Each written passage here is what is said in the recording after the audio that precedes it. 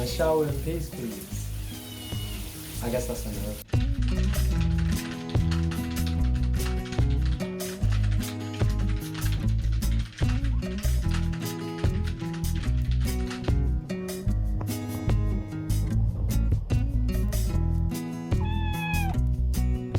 Oh my. Two, go. So, vamos a ir. You might be thinking, why did you put, why did you only put the verbs? You didn't put the people, the person. Buenos días, mucho gusto. Yo soy Rax. ¿Cómo estás hoy? Me encanta aprender español todos los días porque español es muy bien. Estoy muy emocionado de viajar a España con mi amigo Alex. Welcome to another Daily Knowledge episode. Today we're watching 10 Billionaire Habits that we can copy right now. If you are enjoying the series, please leave it a like and comment. I would really appreciate it. Let's jump straight into it. I'm going to share with you the 10 keys to unlock what I call your quick brain. Right? These are the 10 things scientifically proven to help you be faster, smarter, and better, to optimize your brain health and your fitness.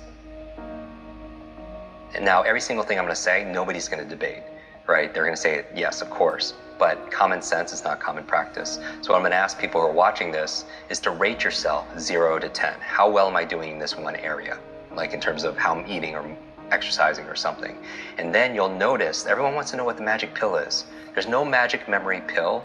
They're magic memory processes, right? If everyone wants to know the one silver bullet, you have to do all of these things because that's what falls within the focal point, meaning the 80-20 rule, the 20% that gives you 80% of the results and the rewards.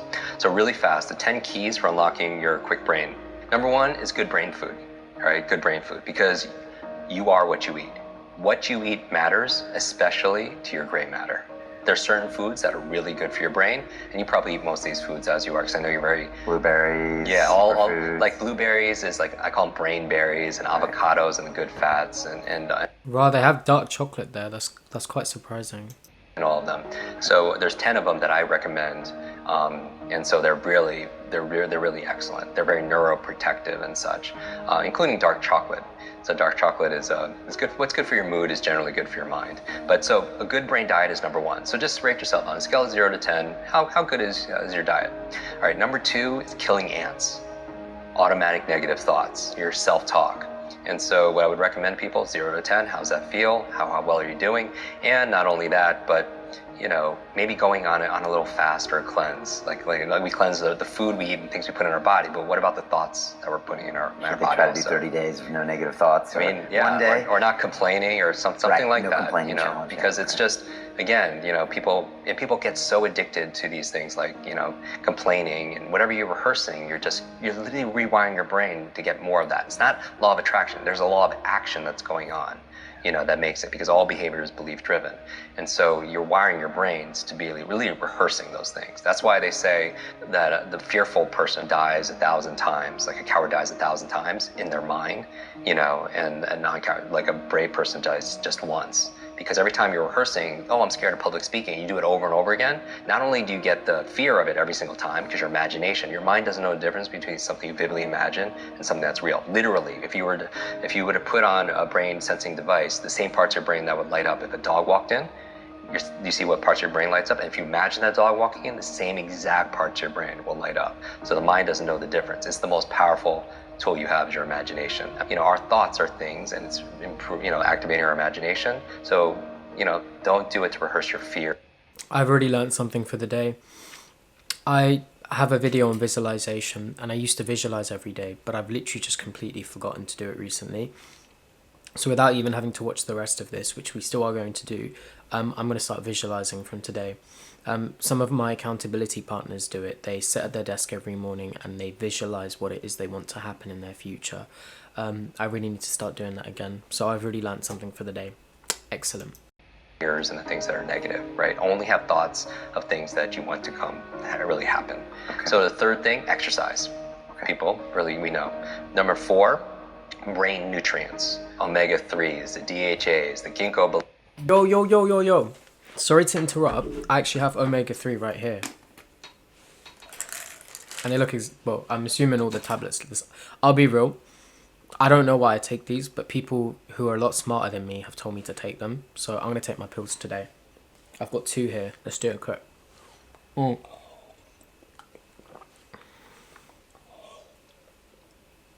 Biloba, vitamin B, B12s. And this is a subject that comes up because, a lot of people travel, they have fast food lifestyles, and, but maybe they're lacking in certain supplements. And what I would say is, I'm not a nutritionist. I'm not anything that ends on an ist, but go to a doctor, a good functional medicine doctor, have a blood test. And I say the same thing for diet. When people say what's the best, do food sensitivity tests. See what your blood says. Red, yellow, green. Red, stay away from. Yellow, sparingly. Green, and see how you flourish on it afterwards, right? And then test it.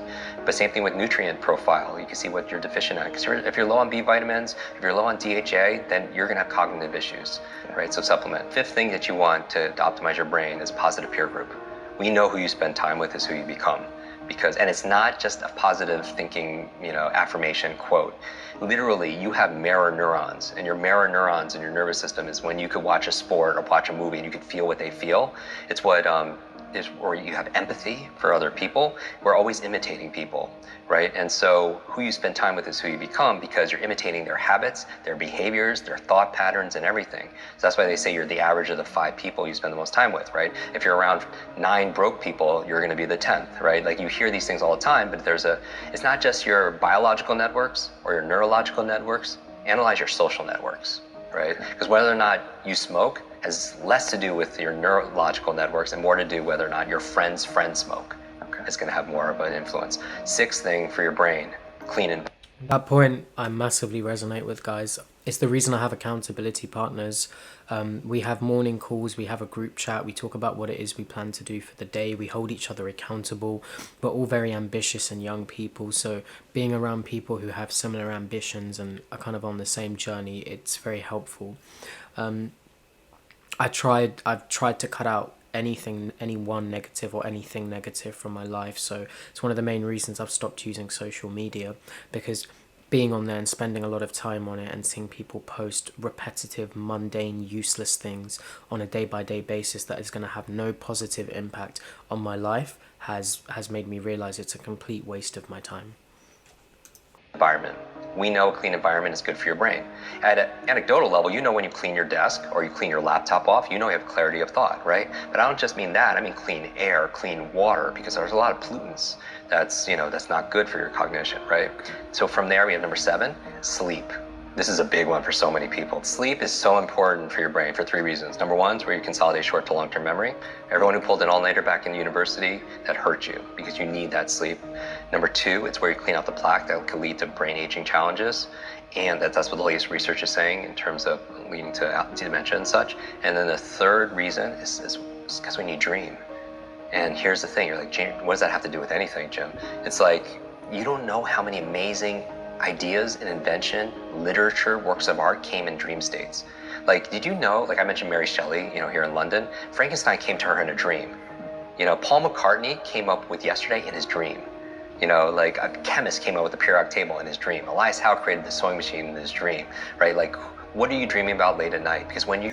Einstein came up with the theory of relativity in a lucid dream. I find lucid dreaming really interesting, and I'd love to learn how to do it one day. Are working all day and you're learning all day, your brain doesn't shut off at night. At night, it's more active. People don't realize that. You think it's just not happening. It's actually more active, and it's coming up with solutions and it's integrating stuff in the form of dreams. Number 8 is brain protection, meaning that, like I work with a lot of athletes, high performer athletes. Concussions are a big deal. Yeah. Right. And I've had a number of TBIs, traumatic brain injuries, but not just that. I did a whole episode on electromagnetic fields. Like, people don't realize that our smart devices, our brains didn't really evolve to have all this electricity right by our brains, and I read recently that 90% of kids sleep with their phones underneath their pillows. I mean, who knows the effect that's having? So better avoid it. Protect your brain. Okay. Wear a helmet. And then finally, 9 and 10, 9th key to keeping your brain alive is new learnings. Right? The neurogenesis and neuroplasticity means neurogenesis, you could create new brain cells the day you die. Science never thought that. Neuroplasticity is saying you could create new connections. The way to improve neurogenesis, neuroplasticity, 2 things: novelty and nutrition. Okay. Just like when you're an athlete, just like training your body, you give it novelty or stimulus, and then you feed it with nutrition, right? And so that's how you build your mental muscles too. Finally, number 10, stress management. Stress management, meaning people don't realize it because it's invisible, but it's like you don't realize how much stress you're under until you're on vacation or you're getting a massage. You don't realize because it's all there all the time. It's like the fish that they don't see the water because it's there all the time. So what are we doing to cope? So, meditation, relaxation, massage, yoga, whatever it is that gets us stressed. Okay, so I'm just referring to my notes here. So the good brain food, I knew about that. The kill negative thoughts, I knew about that. The exercise, I knew about that. The brain nutrients, I knew about that. Positive peer group, I knew about that. Clean environment, I knew about that. Jordan Peterson talks about that one a lot. Sleep, definitely something I need to improve on. I've said this in my last video. Number 8, protect your brain from mobile radiation. I didn't even know that was a thing, so I'm going to stop leaving my phone under my pillow. I don't even need to research it. I'm just going to trust it. There's nothing detrimental that's going to happen from me leaving my phone away from me while I sleep, so consider it done. Neurogenesis and neuroplasticity, I already knew about that too. And number 10, stress management. That really resonated and brought home a point. When he said you don't know you're under stress until you're on vacation, it reminded me of the last time I was on holiday, and I'm comparing it to every day now. And it actually made me realize maybe I'm under a bit of stress actually. It made me look forward to my next holiday, but it also reminded me that the time I feel the calmest is when I've woken up and I've meditated or done my deep breathing technique. So I need to stay consistent with that, and maybe plan another holiday. But we can't travel right now, but yeah, I need a holiday.